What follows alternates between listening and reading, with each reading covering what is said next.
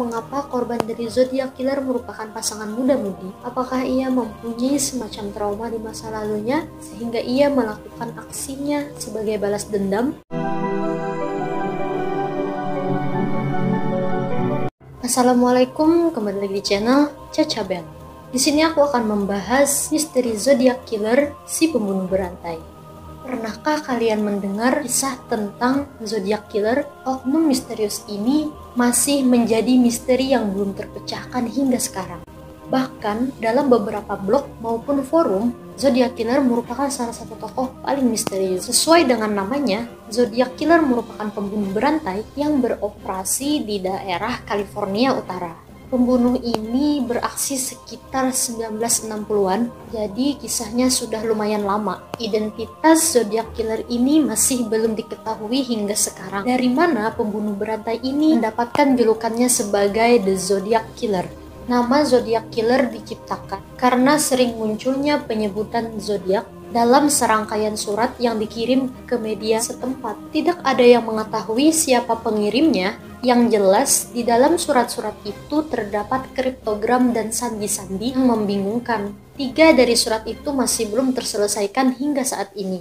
Nah, diduga surat-surat itu berasal dari Zodiac Killer. Korban dari Zodiac Killer dibunuh di 4 tempat yang berbeda, di antaranya Benicia, Vallejo, Danau Berryessa, dan San Francisco. 4 pria dan 3 wanita diperkirakan berumur 16-19 tahun. Jadi korbannya antara bulan Desember 1968 sampai Oktober 1969. Sejumlah tersangka telah ditetapkan oleh penegak hukum, namun tidak ada cukup bukti yang membuktikan bahwa mereka lah pelakunya.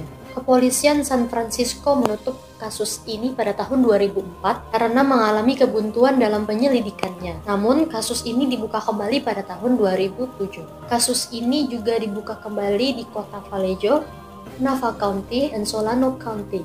Bahkan Departemen Kehakiman California telah mempertahankan kasus ini sejak tahun 1969. Dalam suratnya yang dikirim ke surat kabar lokal, penulisnya mengklaim telah melakukan pembunuhan sebanyak 37 kali, tapi setelah melakukan penyelidikan hanya ada 7 korban yang diketahui, bahkan 2 diantaranya pun selamat. Para korban itu adalah David Arthur Faraday dan Betty Lou Jensen, ditembak dan dibunuh pada tanggal 20 Desember 1968 di Danau Herman Road. Michael Reynolds Pigou dan Darlene Elizabeth Ferrin ditembak pada tanggal 4 Juli 1969 di lapangan parkir Blue Rock Springs Park di Vallejo. Michael selamat dari serangan itu, tapi Ferrin meninggal ketika dibawa ke rumah sakit terdekat. Brian Calvin Hartnell dan Cecilia Ann Shepard keduanya ditusuk di Danau Berryessa pada tanggal 27 September 1969. Brian bertahan dari 6 tusukan dari belakang, sedangkan Cecilia tidak dapat bertahan dan meninggal pada tanggal 29 September 1969. Paul Listein ditembak pada tanggal 11 Oktober 1969 di lingkungan Heights Presidio, San Francisco. Meskipun ketujuh korban tadi dapat diidentifikasi, namun muncul dugaan korban yang lain. Korban-korban pembunuhan berikut diduga merupakan korban dari pembunuh Zodiac Killer, meskipun belum ada satupun yang bisa dikonfirmasi. Cherry Jo Bates ditusuk hingga tewas pada tanggal 30 Oktober 1966 di Riverside Community College. Robert Domingos dan Linda Edwards tembak hingga tewas pada tanggal 4 Juni 1966 di pantai dekat Lompoc. Kathleen Jones diduga diculik oleh Zodiac Killer pada tanggal 22 Maret 1970 di wilayah barat Modesto. Dia dilaporkan berhasil melarikan diri setelah disekap kurang lebih 3 jam.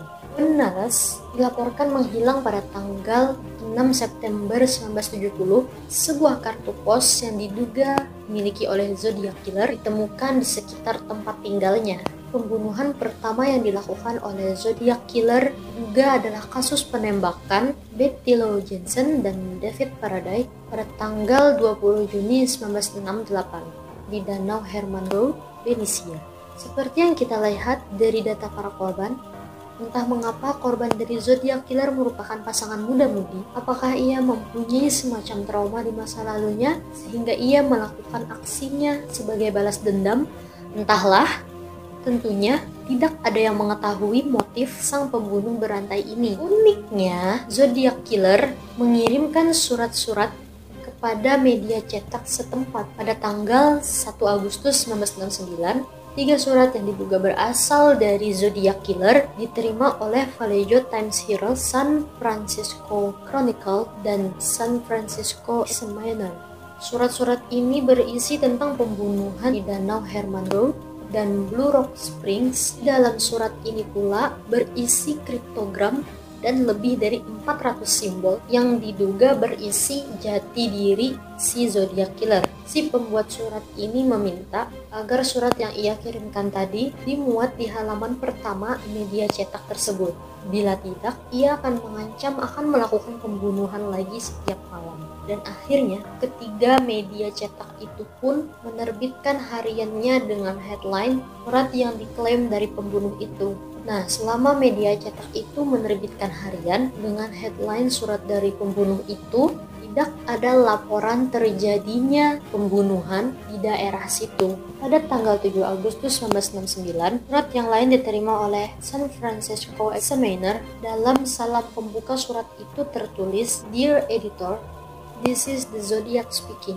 Ini adalah pertama kalinya sang penulis menyebut namanya dalam surat yang ditulisnya. Surat itu ditanggapi oleh Chip Stills, dan ketika berita itu dimuat, Chip Stills minta sang penulis surat atau Zodiac Killer memberikan rincian yang lebih detail untuk membuktikan bahwa ia benar-benar membunuh Faraday, Jensen, dan Perrin. Penulis surat misterius itu kemudian membalasnya dengan memberikan rincian yang sama persis dengan kasus pembunuhan yang sama dengan Zodiac Killer tadi.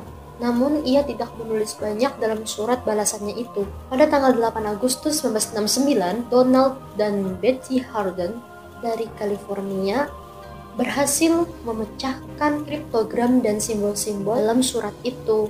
Sayangnya, mereka tidak menemukan nama atau identitas pelaku dalam surat-surat itu. Hasil pemecahan kode masih ada beberapa bagian yang belum terpecahkan. Pada tanggal 14 Oktober 1969, The SF Chronicle kembali menerima surat dari Zodiac Killer. Dalam suratnya kali ini, dia mengancam akan melakukan penembakan kembali terhadap anak-anak sekolah. Pada tanggal 8 November 1969, Zodiac Killer kembali mengirimkan surat. Kali ini berisi kriptogram sebanyak 340 karakter. Zodiac Killer terus berkomunikasi dengan pihak yang berwenang hingga akhir tahun. Ia kerap menggunakan simbol-simbol yang ada dalam suratnya.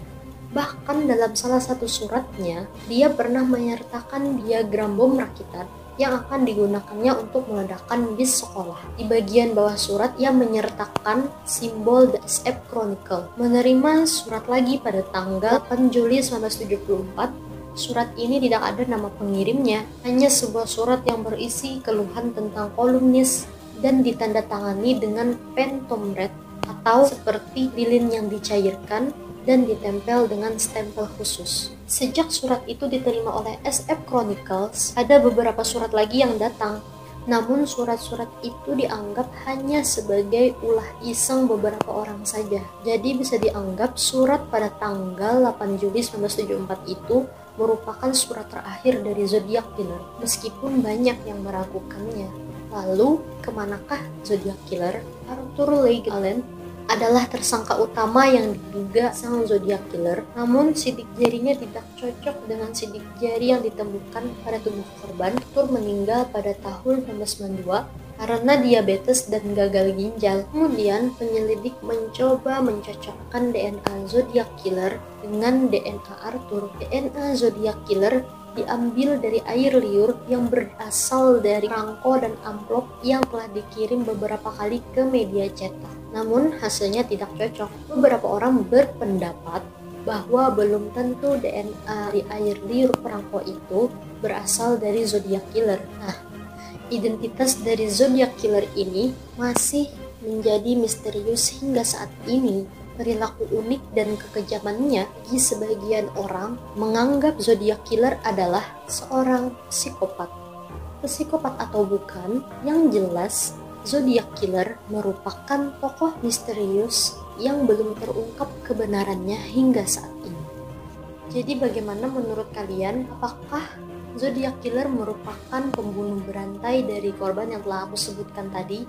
Kalian bisa komen di bawah. Dan jangan lupa untuk request apalagi harus aku bahas di video selanjutnya. Dan jangan lupa untuk klik like, subscribe, dan share-nya juga teman-teman. Dan aku akan kembali di video selanjutnya. Assalamualaikum, bye-bye.